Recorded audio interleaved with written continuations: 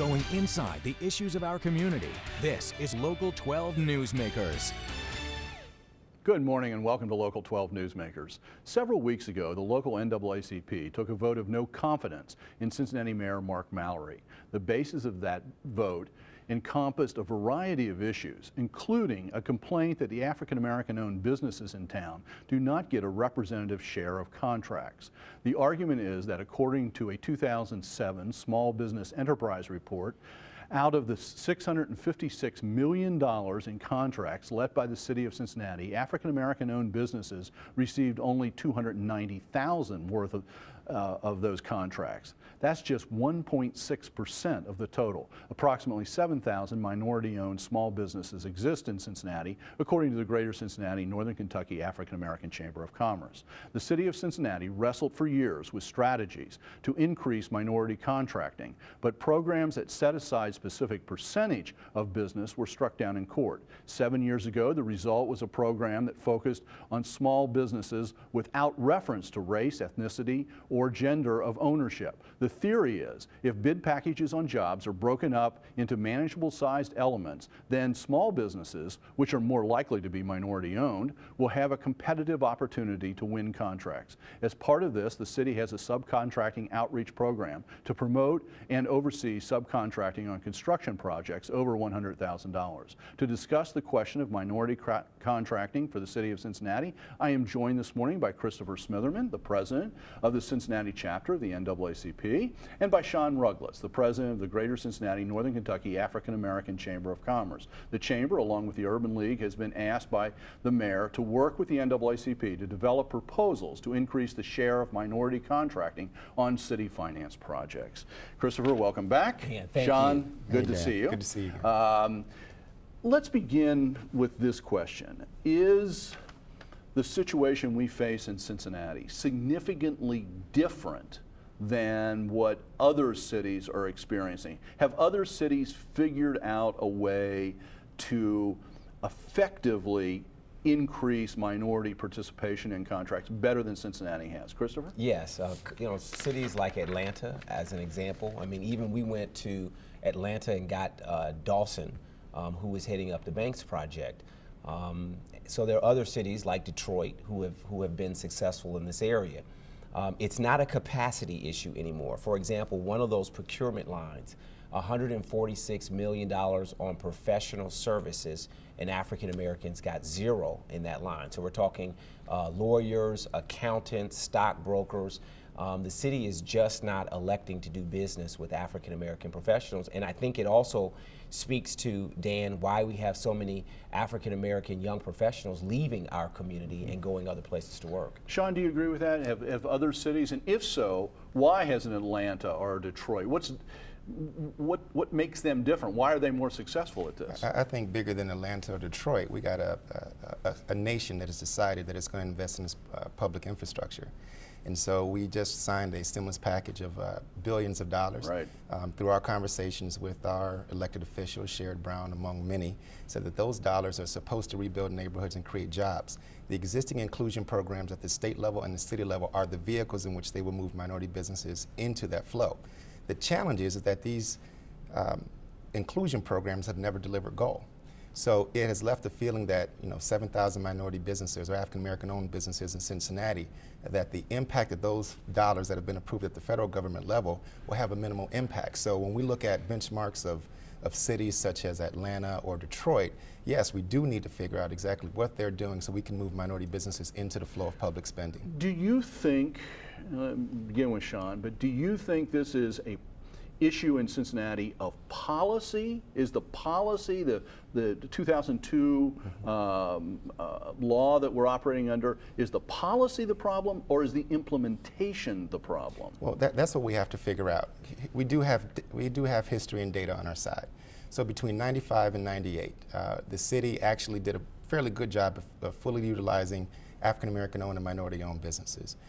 When that legislation changed in 2002 and moved to a SBE designation, what we saw was a significant drop off in the percentage of contracts that African Americans were able to garner. And then if you look at 2005, 6, and 7, we see the trend actually decreasing. And so with a region that is 1 out of every 2 Cincinnati proper, where 47% of the population is African American. That's 1 out of 2 residents. But yet there's severely underrepresentation in terms of spending. Then we have an issue there. Christopher, on that same question, what do you think? Policy or implementation? I think it's a policy issue. You know, we took a no confidence vote in the mayor. You know, it's not okay to have the symbolism of an African American mayor and not deliver on the policies. Well, then how would you propose, I know this is what has to be worked out, right. But how would you propose that the policy gets changed in light of the fact that the courts, the law says that set-asides by themselves cannot be the way that we go? Well, one of the issues that we continue to hear, Dan, is that when projects are bid, they're bid too big. That there has to be a much smaller bid package for the electrical work, for the concrete work. Which is what I said in the setup. That was the theory here. They break these bid packages down to small. And that still isn't happening. Okay. So we have to really, on a project like the Banks project, you know, we can't look at a $95 million concrete company, a $95 million bid. Why not have a $5 million bid? Why not have a $2 million bid so these smaller businesses can come in and compete for that business? But the buck stops with our strong mayor. We've had this move to an executive mayor, No, strong we don't mayor. have, but we don't have that. We have a directly elected mayor, but not an executive mayor. Well, we don't yet, and I'm not saying that I'm advocating for one, but the buck stops with him. So when we say, you know, one of the things in Cincinnati, what we have to, in my opinion, we have to get used to is accountability. We can't just keep passing the buck. It's council's fault, it's the mayor's fault, it's the city manager's. $656 million in contracts, and African American businesses in 2007 got $269,000, and they will not release, I'm going to say this, Dan, they will not release the 2008 numbers. So we have public information requests in right now to get the data from 2008, and we're being roadblocked on that information. Sean, in recent years, there's been the discussion about the expansion of the convention center. There's been other work going on. One of the reactions of a number of council people in the past few days has been they thought things were better than they were because of the way the numbers were being reported to them. They thought the participation of minority-owned firms in the convention center was higher than it apparently actually was. Is this a problem that anybody who looked at the numbers could have figured out? Well, it goes back to program administration, right? I mean, so your setup had to do with the fact that we're talking about a practice now where we break contracts up to make them manageable to get increased participation numbers. There's a step in there that has to make sure that company that gets the job is, one, truly minority, and then two, if they do any type of subcontracting opportunities, that they're going to those dollars are spent on minority businesses. So we have to stop looking at the contract value and start looking at the contract, the money that's actually being spent and tracking the dollars. So we have an issue that even the best policy in the world without the proper administration. And that's why I'm sort of driving exactly. on this implementation question. So my big push here right now is that we have 3 things that we can look at. The first is the legislation appropriate for our region? The second piece is the policy crafted in a way that supports the maximum number of inclusion from all of our residents of this city. The third piece is, even with the best policy in the legislation, what does the program administration look like? Is there accountability in the system? Is there tracking? How does procurement actually happen? Is there significant outreach to the minority community as it relates to contracts? So we have to properly vet this out. We have an Office of Contract and Compliance that's been put in place, but what type of oversight and what type of influence does that office really have? Do they have people reporting to them or not? So, you know, what we have to do is really dig into the issues, and because it's all public information, what we're looking to do is bring a spirit of transparency to it, much in the same way that our new president wants all governments to operate. You know, I'm aware of what's happening in certain private businesses, and for example with Procter & Gamble. Now it's admittedly not city-based, it happens to be in the city headquarters, but it's a global corporation. But they've made a tremendous drive. I see Williams at P&G, and a lot, as I understand that, a lot of that progress is because of of the companies working with these firms Yes. to make sure that they're capable of successfully bidding. Does private industry know something that city government doesn't know? Well, I think it's a real commitment of leadership. That's why I went back to the mayor, whether it's Cincinnati Bill, whether it's Jack Cassidy, whether it's A.G. Lafley. From the top down, there has to be this real commitment.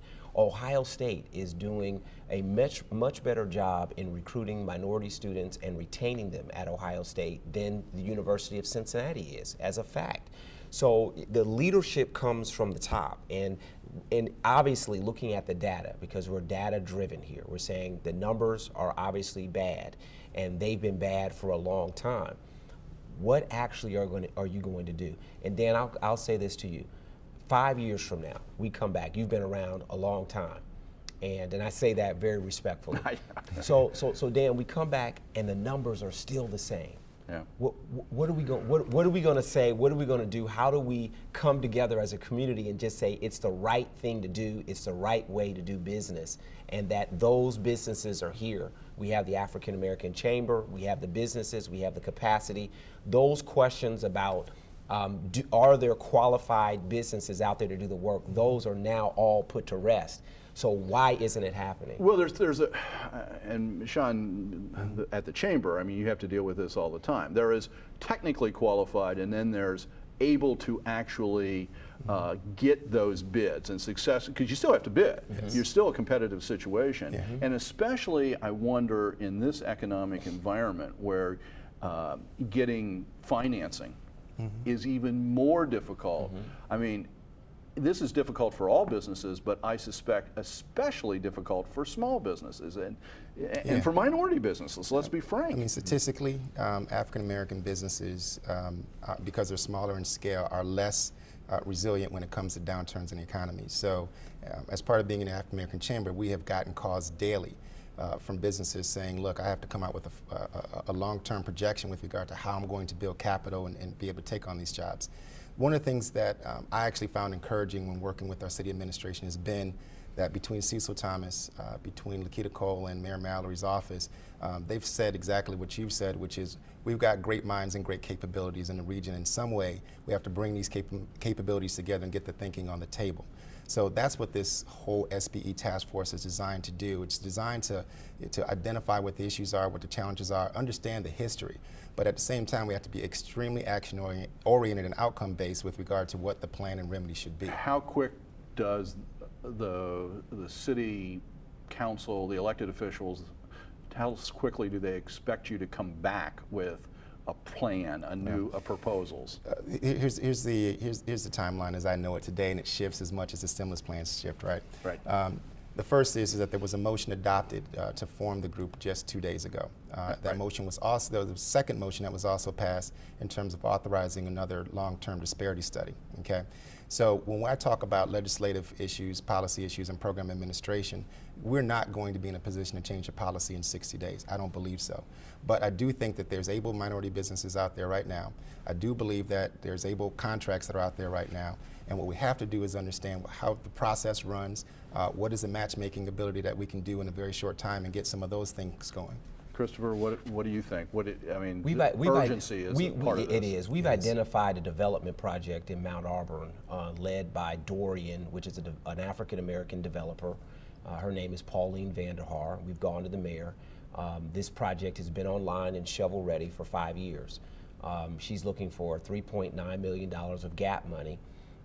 And I think that it's shameful that the city has been roadblocking, not been helpful, and why we had to go to Atlanta and find a developer to work on the Banks project, because we're not building our own capacity locally. So what we want them to do is take a good faith effort and show us that you're serious by implementing a project right now. What that would do is make the NAACP, and we have 3,000 members, feel much more confident in another task force, another study.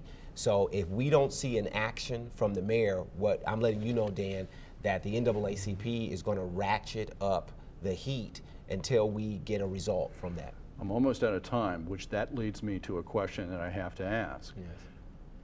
Vote of no confidence in the mayor. Yeah. You've been very out front on a lot of different issues, not just this one. Are you planning on running? Planning on running for council or for mayor this fall? I definitely am not running for city council, and I'm not going to rule out anything. You're not going to rule out anything. That's right. Okay, that's an interesting way of putting it together. There we go. Okay, thanks to both of you. And back in 2001, 2002, when this was perking through, we spent a lot of shows on this topic. We'll spend a lot of shows on this topic again. It's very important to the city. And very much we appreciate it at the NAACP, Dan. Thank you. Okay, thank you. Stay tuned. In the aftermath of death, especially the murder of a young person like Esme Kenney, what do parents say? What do they do? After the break, I'll be joined by someone who has been helping grieving families and friends for years.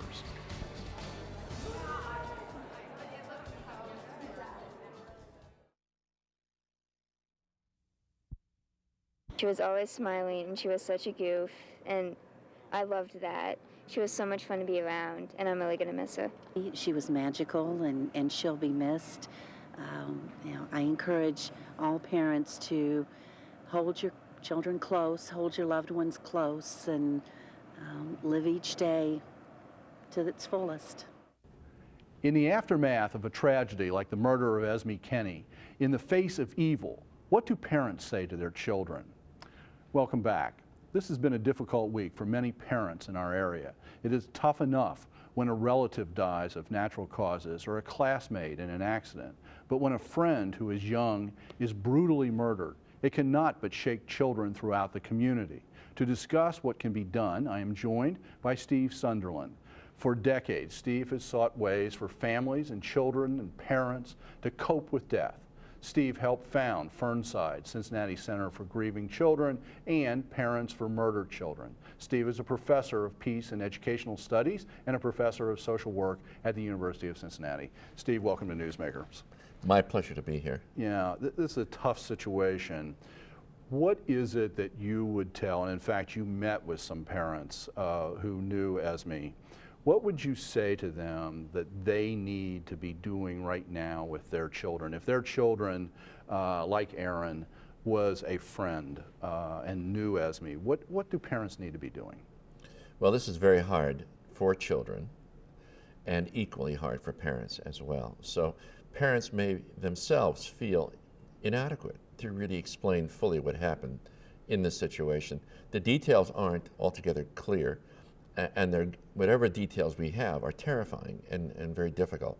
So parents, to whatever extent they can, without faking it, without trying to give more information than really is necessary, need to basically say that this is a tragedy, this is something that we all need to reflect on, and that together, parents and child will work together to make life safe again.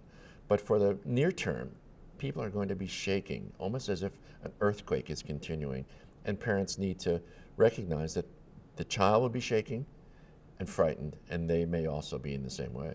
Are there signs that parents should be looking for or be concerned about? Is it good, for example, that a child, and I'm sure this varies from personality type to personality type, is it good that a child is talking about it or not talking about it? I mean, what do you look for? Well, everyone grieves differently, and there isn't really a right way or a wrong way. I feel that if a child wants to talk about it, they may want to talk about it, in this case, as the children at St. John's did on Tuesday night. They wanted to go off by themselves, and they wanted to talk amongst their peer group with each other. They didn't want to be looked at. They felt safe enough at the church to go off and do that. Many children may not feel safe. They may feel like they want to be with adults, and we invited the young people back to talk with us as well. So one of the things that we asked the child is, do you want to talk about it with me? And if you do, I'm all ears. I don't have any real reasons. I can't really explain everything what happened, but I really want to listen to you. If I can, it may be that you yourself are so upset by seeing something on television, hopefully not this program, and you're just upset by the sense of loss that's there. But a quiet time each day where before, in the evening at some point, where you could sit down with the child and say, I'm still thinking about this, do you have anything to say, would be very useful. Now, if a child can't sleep, if the child doesn't want to go to school for 2 or 3 days in a row, if the child does not want to go out at night with you as a parent, if the child stops eating, these are all signals that something really serious is starting to happen. That may pass, it may just be temporary, but because of the notoriety of this particular situation, because it's going to be in the press, it may stir up the child and the parent in ways that we need to sort of be very careful and look at it. Yeah, in a situation like this where the news is going to stretch out over some significant length of time here because court case and whatever, does that just, every time this comes up, does that just drag it out for everybody involved, children and parents? It does, and in some ways it's worse for the children. But the sense of closure about it happened, we have to remember her, we put it in our past, in our memories, is lost. It's shattered by the court process. It's shattered by the trial process, if there is a trial. It's shattered by the sentencing process. All of it becomes grist for upsetting the grief. It's very clear that the media will come and talk to children at the school and say, are you better now? And again, by even asking that question, upsetting the child again. So in the case of a murder of a child, the grief process is seemingly interminable, and we ought to expect it to be, and not to have children get over it very quickly. Mm-hmm. Basically, everyone wants to get over it very quickly, but this situation is too devastating to do that. Are there emotions that are totally inappropriate? I'll just throw out anger. I mean, there's a lot of anger out there right now. Is it inappropriate to be angry? It's not inappropriate to be angry. It's one of the early stages of the grief process, and especially when there's been a massive injustice taking place right now. When a grandparent dies, let's say, or an elder dies, we say, all right, they've lived a good life, and we may be angry that they're not around for the next marriage or the next birth of another child. But when a child is killed, it stirs something very basic in the human personality, and anger is one of the responses. Now, we have to be careful. We have to see the way anger is held in a context of peace, so that if the person wants to beat up a pillow or throw a doll or something of that nature, of course that's useful. But they cannot strike out at others, and they can't strike out at themselves either. We have to be careful that children don't do anything that just says, I don't want to live in a world without this young child. Mm-hmm. And basically they need at that point some counselor to step in, and they need someone to sit down with them and say, wait a second, let's put this anger in context. It's okay, but you're now expanding it to really hurting yourself. This is not good. You hear all the time that there are grief counselors at schools when incidents take place. If a parent felt like their child didn't feel comfortable talking to them, is it good for them to call the school and see if they can have one of the regular guidance counselors or a special grief counselor step in that situation and reach out? Sometimes a parent, as close as you are, they can't talk to you. Exactly right. And the problem with reaching out to the grief counselor is they usually are there the day after, when everybody's in shock, and the child can't speak. The teachers can't speak either. They may not be present a week from now or 10 days from now, and when the child really does need them. So my urging to parents is to call the principal, see if there is availability. Certainly call Fernside. I know they're on alert. I've talked to the head of hospice, and who's the parent organization for Fernside, and she says they are on alert. They're aware of it. They have reached out already to the family. So there are people who are volunteers and professionals who can make a real difference. Let's make sure people know about that. If you need help, you can check out the websites for Parents of Murdered Children or Fernside Center that supports children and families through grief. And you can see both of those, or just Google them, whatever is easiest, and you can find telephone numbers and ways of getting in touch. Thank you very much, Steve, for being here this morning and for all the work that you do. We leave you this morning with a musical tribute to Esme Kenney, performed by an orchestra and choir from the School for the Creative and Performing Arts, where Esme attended. Have a good week.